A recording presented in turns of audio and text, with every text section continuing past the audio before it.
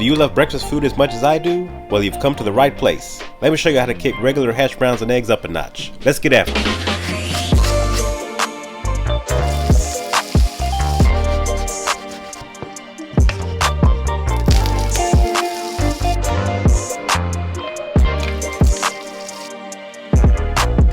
Let's start with the ingredients.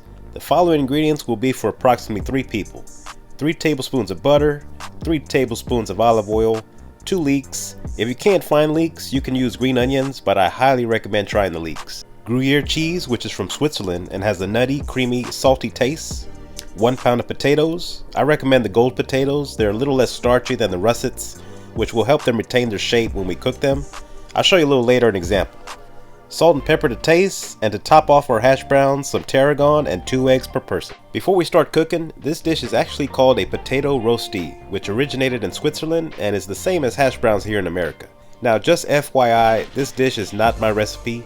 My son had his 21st birthday on July 3rd and requested a Gordon Ramsay dish called Leek Gruyère Rösti.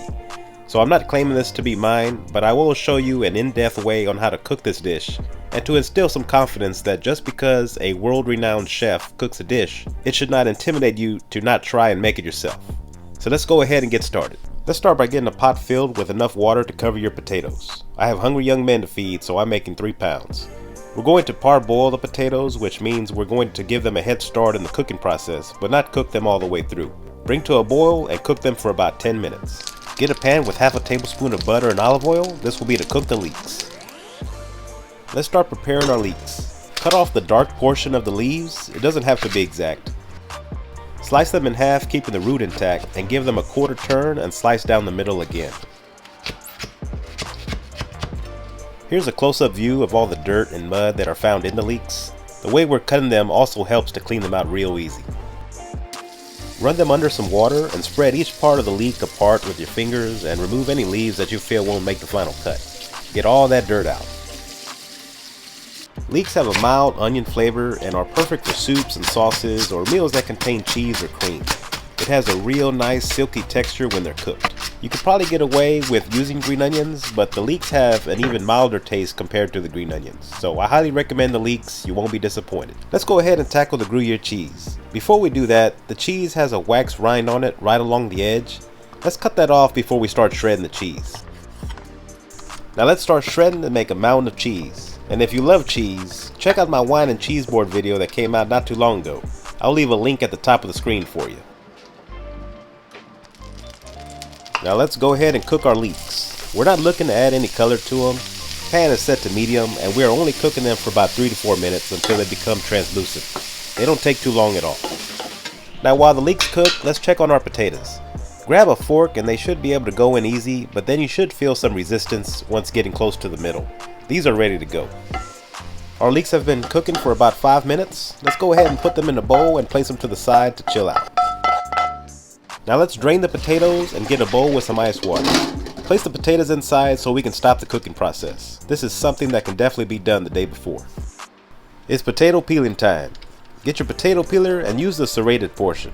You can use your hands, but a potato peeler will make things a lot easier. Grab a bowl and your cheese grater and start shredding your potatoes. Careful with your fingers, we don't need any extra ingredients. Here's the example on why I like the gold potatoes. They retain their shape and tend not to get mashed together compared to using russet potato. Grab a non-stick pan and place half a tablespoon of butter and olive oil inside, set to medium heat. Using the same bowl, add your Gruyere cheese and the sauteed leeks. Fold all the ingredients, being careful not to smash everything together. Try to keep it somewhat fluffy and airy. This is the point where you would add your salt and pepper. In my case, I added 1 teaspoon of salt and half a teaspoon of pepper. I'll leave the exact ingredients in the description box down below for 3 people. When your butter starts singing, it's time to place our potato mixture in the pan. Depending on the size of your pan and thickness you would like your rosti, place approximately 1 to 1.5 cups of the potato mixture inside. Feel free to experiment with the amount. Once it's all in the pan, give it a light smash with a spatula so it can cook evenly on the bottom, and use the edge of the spatula to give the rosti its shape. Let it cook for about 4 to 5 minutes. Once you see the edges start to brown, use your spatula to help lift the rosti up a bit around the edge. Give your pan a quick shake to see if the rosti will release from the pan by itself. If not, place the spatula underneath the rosti to give it a hand. We're just letting the rosti know it's about to be flipped. A telltale sign that your rosti is ready to be flipped is when it can slip and slide just like this. This is Hell's Kitchen material right here. Now grab 2 plates, one coated with butter or Pam spray. Grab your pan and in one motion just slide it right onto your buttered plate. Grab the other plate and place it on top. Now this will be one of many teaching moments, also known as bloopers. Word to the wise, don't place a ceramic plate on top of your stove that you just turned off. You will see me burn myself when I'm flipping the plate over.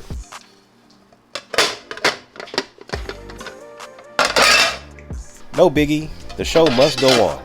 Now just take your plate and give it a little jiggle and the rosti should slide right off. Let that cook for about 2 more minutes. You can also flip the rosti with one plate. Just place it over your pan and give it a quick flip. Let's crack open 2 eggs with a tablespoon of butter in a hot pan, seasoned with salt and pepper, and cook them to the doneness that you like. I like mine a little runny. You can place a lid on top to cook the eggs a little faster if needed. I'm just going to clean up the eggs a little bit for presentation purposes. Another teaching moment coming up. I am human after all. Let me make another egg real quick. Now it's time for plating. Same way we did it before. One smooth motion and it will slide right off. Top with your 2 sunny side up eggs. I didn't drop it this time. Top with a few sprigs of tarragon and we are ready to serve this up and give it a taste. The rosti has a nice crust and should have a slight crunch to it. Let's dig in. I have to break up that egg yolk and mix it in with the potatoes. Oh yeah, this is outstanding, guys. Perfect combination. A perfect example of how you don't need a lot of fancy ingredients to make a 5-star meal. I guess Chef Ramsay knows what he's doing after all. But what he didn't do was add bacon to it. So this is my recipe. Happy 21st birthday, son. Enjoy your birthday breakfast. And just to let y'all know, it was all gone. And I'll leave you with one more teaching moment. If your pan has a sticky spot in the middle, then this will be the result. Also, using a heavy cast iron pan with a high lip doesn't help either. I'll take one for the team, and I always eat my mistakes. Now I don't want this to be the last image of this recipe. There we go, that's much better. Let me know what you think in the comments section. Please consider subscribing if this is your first time visiting the channel. Have a blessed day everyone, see you on the next video.